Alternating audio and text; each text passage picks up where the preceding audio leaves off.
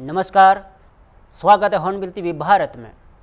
भोपाल में आज महत्वपूर्ण कार्यक्रम के दौरान मुख्यमंत्री डॉक्टर मोहन यादव ने नए विधायक विश्राम गृह निर्माण कार्य का भूमि पूजन किया। इस मौके पर उन्होंने विश्राम गृह की परिकल्पना को बदलने की बात कही और उन्होंने सेवा गृह बनाने का आह्वान किया। सीएम मोहन यादव ने कहा कि 1958 के बाद पहली बार समय की ज़रूरत के मुताबिक विधायकों के विश्राम गृह को आधुनिक तकनीक, नवाचार और जनसेवा केंद्र के रूप में विकसित किया जा रहा है। इसमें ग्रीन टेक्नोलॉजी और सौर ऊर्जा, रेन वाटर हार्वेस्टिंग, सीसीटीवी, योग केंद्र, स्विमिंग पूल और जिम जैसी सुविधाएं होगी। मुख्यमंत्री ने प्रधानमंत्री नरेंद्र मोदी के नेतृत्व में भारत को दुनिया का सबसे बड़ा लोकतंत्र बताया और कहा कि भारत की संस्कृति अब वैश्विक सम्मान प्राप्त हो कर रही है। उन्होंने यह भी साझा किया कि स्पेन की मंत्री ने आदिवासी कला से बने भारतीय स्पार्क को सम्मान के साथ स्वीकार किया। सीएम यादव ने विधायकों से नई तकनीकों जैसे चैट जीपीटी का उपयोग करने का सुझाव भी दिया ताकि वे जनसेवा को और अधिक प्रभावी बना सके। मुख्यमंत्री ने कहा कि यहाँ विश्राम गृह सिर्फ एक भवन नहीं बल्कि एक संकल्प, सेवा, समरसता और समृद्धि का उनके मुताबिक नवाचार के साथ जन कल्याण और लोकतंत्र के ताकत और आगे बढ़ाना ही सरकार का लक्ष्य है। आगे सुनिए।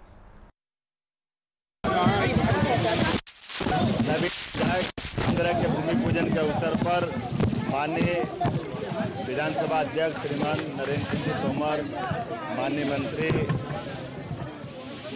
श्रीमान कैलाश विजय, मंत्री राकेश सिंह जी, हमारे माननीय स्थानीय मंत्री विश्वास जी, कृष्णा जी, माननीय विधायक राम शर्मा जी, विधायक भगवान जी,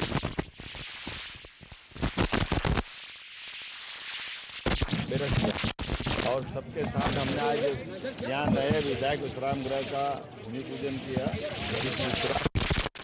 पुराने 1958 के 60-65 साल पुराने भवनों की जो जीर्ण स्थिति थी उससे आज नए दौर में वापस नई व्यवस्थाओं के आधार पर विधायकों को अपने क्षेत्र की व्यवस्थाओं के आधार पर यहाँ भोपाल में समय भी गुजारना पड़े तो अच्छे से वो अपना काम कर पाए, अतिथियों की व्यवस्था भी प्रॉपर तरीके से हो जाए।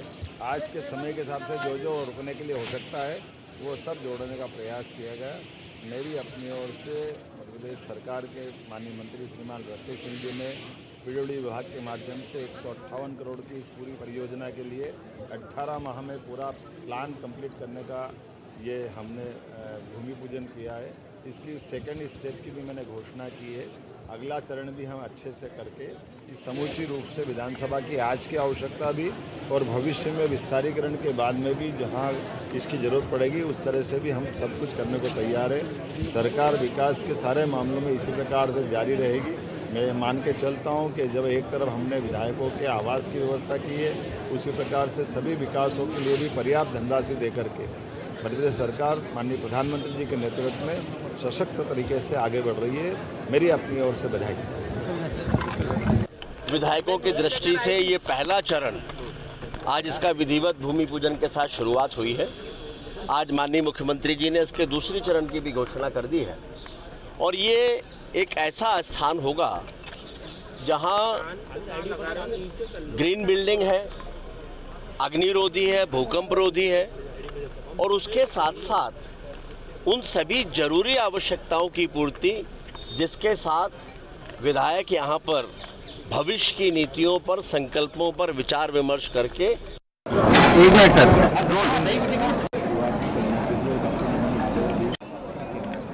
मुंडी पीछे रखिए। उन्होंने वैसे काफ़ी विस्तार से और एक अच्छे ढंग से एक्सप्लेन किया है कितने समय पहले ये आज उनकी सुविधा क्या है और क्यों आज हमारे को ये पूरा नया बनाना है। इसका भी विवरण उन्होंने बहुत अच्छी तरीके से दिया कि लोगों से जुड़े हुए विधायक हैं, उनके हिसाब से ही पूरा रहने की सुविधा या उनसे मिलने या उनके जाने के लिए ठहरने के लिए व्यवस्था ये उसके साथ साथ उनके पूरे अपार्टमेंट में या फ्लैट्स में जो है वो पूरे हमारे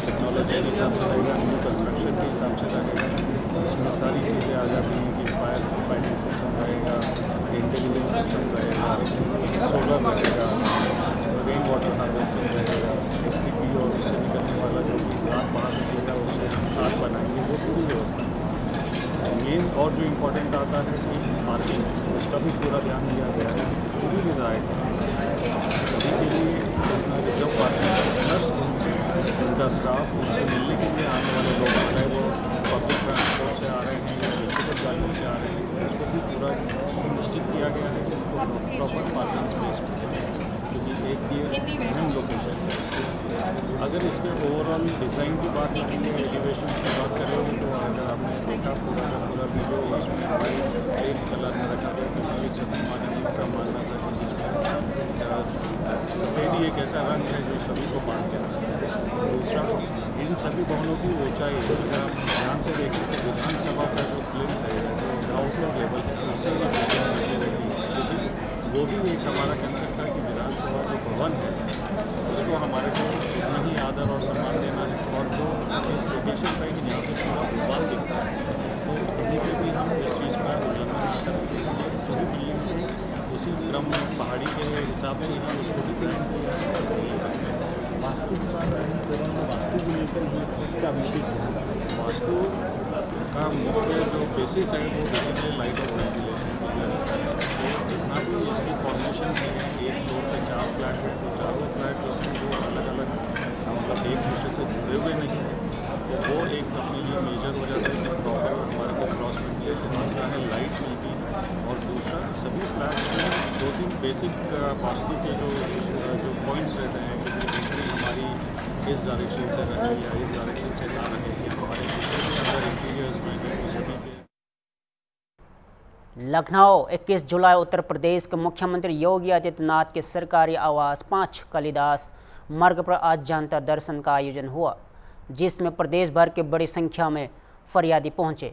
लोगों ने सीएम योगी के समक्ष अपनी समस्या रखी, जिनमें से अधिकांश शिकायतें स्थानीय प्रशासन और दबंगों की अपेक्षा से जुड़ी थी। मुख्यमंत्री योगी आदित्यनाथ ने प्रत्येक फरियादी की बात को गंभीरता से सुना और संबंधित अधिकारियों को निर्देश दिया कि समस्याओं का त्वरित एवं प्रभावी समाधान किया जाए। उन्होंने अधिकारी को स्पष्ट संदेश देते हुए कहा कि जिनका शिकायतों को नज़रअंदाज करने वाले के खिलाफ सख्त कार्रवाई की जाएगी। जनता दर्शन में पहुंच रहे अधिकांश लोग अपने जिलों के अधिकारियों द्वारा अनसुनी की गई समस्याओं का समाधान की उम्मीद लेकर पहुंचे थे। इसमें भूमि विवाद, पुलिस कार्रवाई में लापरवाही, दबंगों द्वारा उत्पीड़न व सरकारी योजनाओं से वंचित रहने जैसी शिकायतें प्रमुख रही। कार्यक्रम में महिलाओं, बुजुर्गों व विकलांगों की बड़ी संख्या देखी गई, जो मुख्यमंत्री से सीधे संवाद कर राहत की उम्मीद लगाए हुए थे। सीएम योगी ने सभी को आश्वस्त किया कि जनता के साथ अन्याय किसी भी कीमत पर बर्दाश्त नहीं किया जाएगा।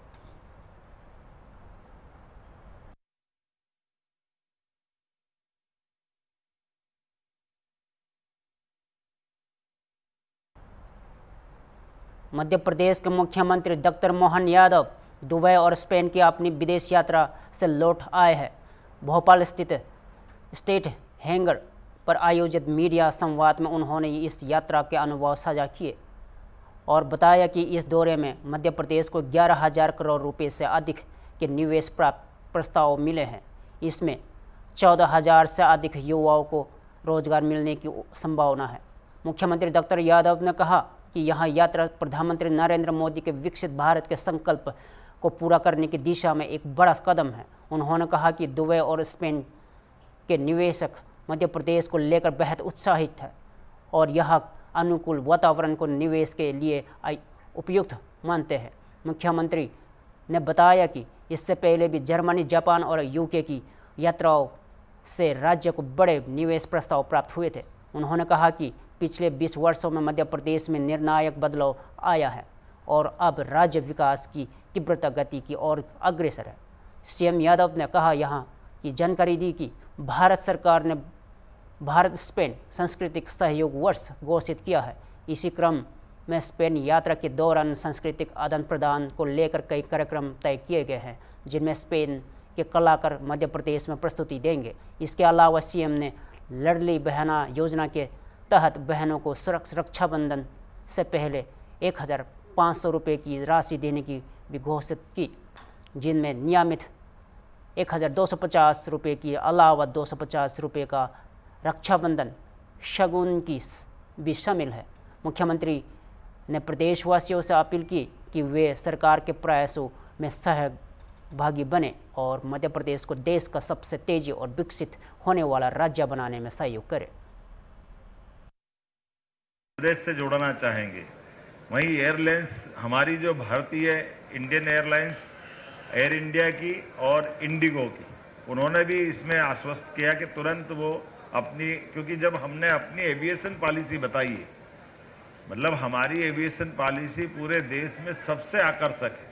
आपकी जानकारी के लिए बता दें कि इंटरनेशनल उड़ान अगर मध्य प्रदेश में अपनी यात्रा करेगी तो पर ट्रिप 15 लाख रुपया मध्य प्रदेश सरकार की ओर से एविएशन के लिए, अगर वो 2 ट्रिप करती तो 2 ट्रिप में 30 लाख रुपया।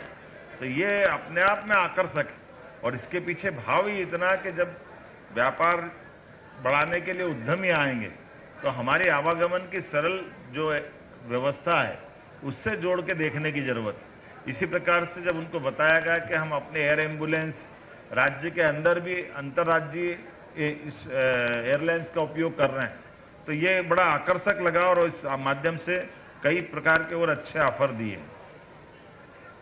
बताने के लिए तो बहुत सारी लाइन टाइम लग जाएगा, मैं इतना सारा पढ़ूंगा तो बड़ा मुश्किल है।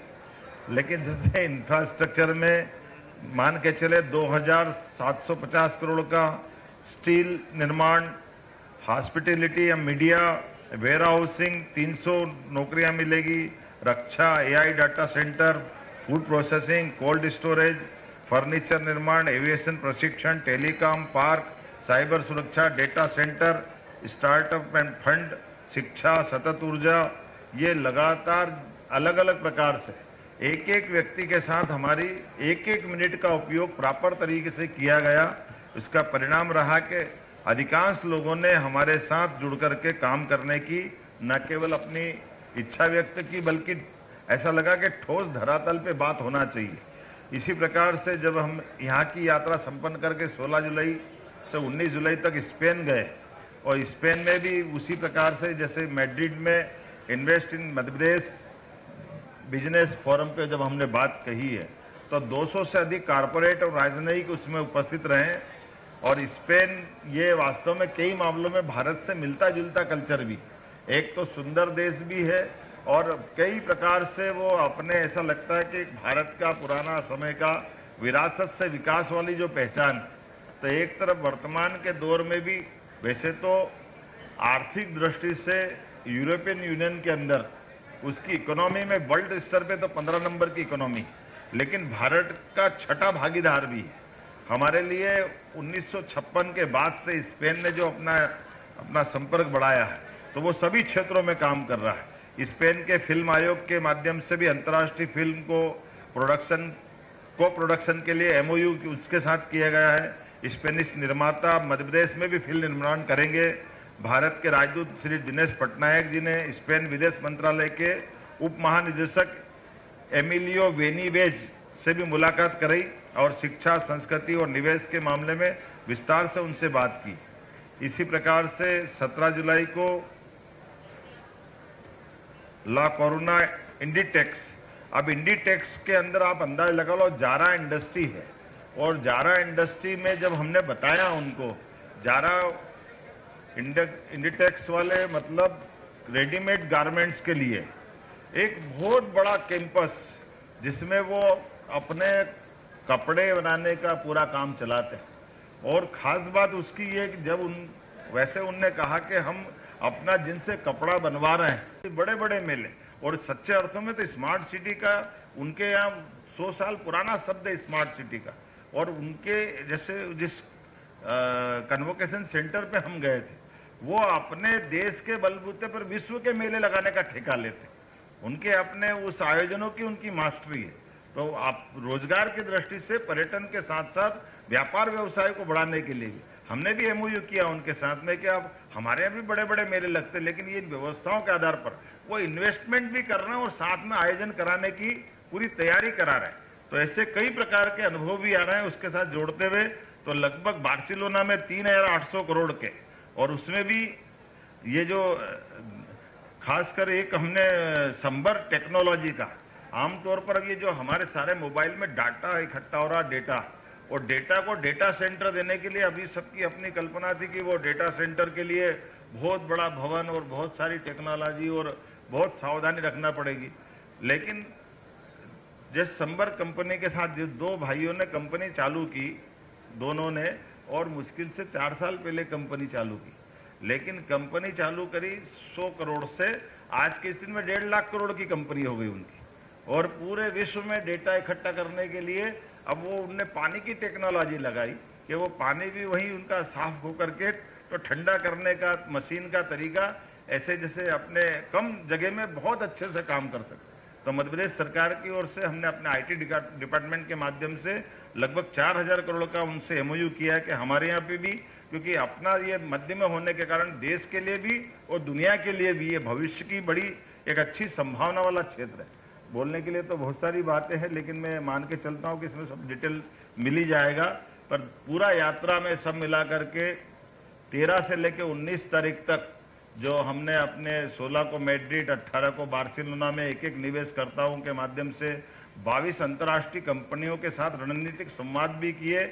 मैं यशस्वी प्रधानमंत्री के नेतृत्व में जिस प्रकार से देश की साख दुनिया में उत्तरोत्तर उन्नति की ओर है, लगातार भारत से लोगों की संभावना बड़े पैमाने पे अलग प्रकार से बनती जा रही है, उसी के सिलसिले में हमारे अपने मध्य प्रदेश का व्यापार व्यवसाय बढ़े, हमारी अपनी स्थानीय प्रदेश की जो विभिन्न प्रकार की खाद्यान्न उत्पादकता है, इंडस्ट्री की जो संभावना है, ऐसे अलग अलग सेक्टर में बहुत सारे प्रकार की संभावनाओं लेकर के हमारा लगभग 7 दिन का दौरा हुआ स्पेन और दुबई का।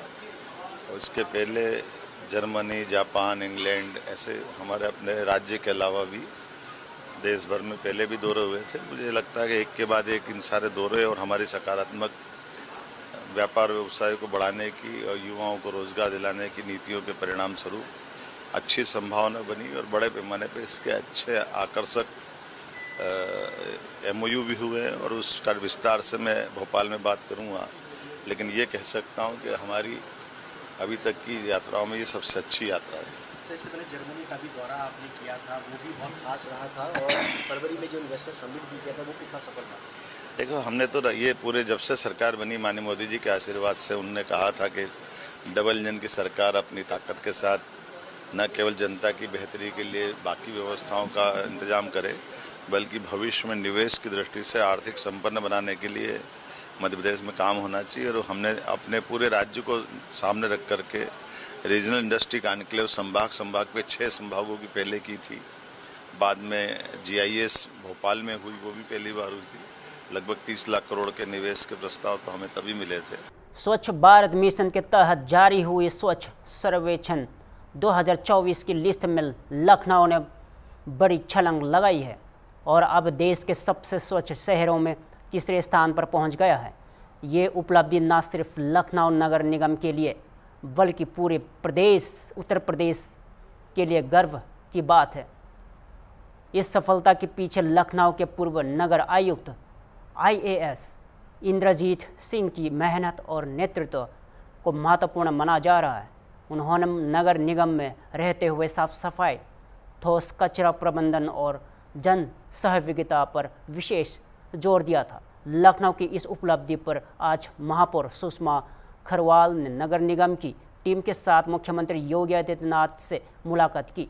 मुख्यमंत्री ने नगर निगम की पूरी टीम को बधाई दी और लखनऊ को स्वच्छ, स्मार्ट और समृद्ध शहर के रूप में लगातार आगे बढ़ने का आह्वान किया। महापौर सुषमा खरवाल ने इस अवसर पर कहा कि यहाँ सम्मान केवल एक पुरस्कार नहीं बल्कि हम सभी के लिए एक प्रेरणा है कि हम अपने शहर को स्वच्छ और सुंदर बनाए रखने के लिए लगातार प्रयास करें। इस दौरान नगर आयुक्त गर्व कुमार, अपर नगर आयुक्त डॉक्टर अरविंद कुमार राव और नई प्रसादगण की भी मौजूद रहे। अब देखने वाली बात होगी कि लखनऊ आने वाले सर्वेक्षणों में और ऊंचे पायदान पर कब तक पहुंचता है। स्वच्छ संरक्षण में भारत का तीसरा स्थान, प्रदेश का पहले स्थान पर लखनऊ आया है। सफाई के मामले में इसको लेकर लगातार महापौर सुषमा खगवाल और पूर्व नगर आयुक्त इंजीत सिंह लगातार अपनी मेहनत से, जिस तरीके से लखनऊ को स्वच्छता बनाने में सबसे बड़ा योगदान था, इसी मुद्दे पर बातचीत करने के लिए हमारे साथ सुषमा खगवाल ने, लखनऊ की मेयर हैं, राष्ट्रपति के द्वारा सम्मानित किया गया है। मैम, इसको कैसे देखती है? प्रदेश का जो है वो पहले स्थान पर आया है। ये सम्मान लखनऊ की जनता का है, क्योंकि लखनऊ की जनता ने मुझ पे विश्वास किया, तो ये जो सम्मान लखनऊ को मिला है, लखनऊ की जनता को समर्पित है। मैम, सबसे बड़े चैलेंजेस से आप लोगों के पास बारिश में सबसे ज़्यादा शिकायतें आती थी। स्मार्ट सिटी में आप कई बार निरीक्षण भी करती थी, कई ऐसे फेसेस रहे हैं जो तीसरे नंबर पर लाने में बड़ा योगदान ना, आगे इसको पहले नंबर पर लाने के लिए क्या आगे और रणनीति रहेगी नगर? देखिए, चैलेंज बहुत थे, बहुत माहौल ख़राब भी था, जिसको सही करने में बहुत समय, बहुत परेशानियां हुई, चुनौतियां बहुत ज़बरदस्त रही, लेकिन मैंने चुनौतियों का सामना किया और आज जो है लखनऊ नगर निगम तीसरे स्थान पे रहा। 80 नंबर से हम चूक गए, नहीं तो हम पहले स्थान पे भी आ जाते। सबसे बड़ी बात है राजधानी लखनऊ के लिए, आप जैसे ही आपके आने के बाद सबसे बड़ा आपने सीवरी प्लांट को लेकर सोचा, सीवरी प्लांट बनाए। लखनऊ के अलग अलग जोनों में जो स्टेशंस बनाए गए हैं, उसको कूड़ा को कैसे डंपिंग किया जाए, क्योंकि इसके लेकर आपकी बड़ी रणनीति थी। लगातार आप अधिकारियों के साथ बैठकें करती थे कि लखनऊ को स्वच्छता अभियान के तहत कैसे साफ किया जाए।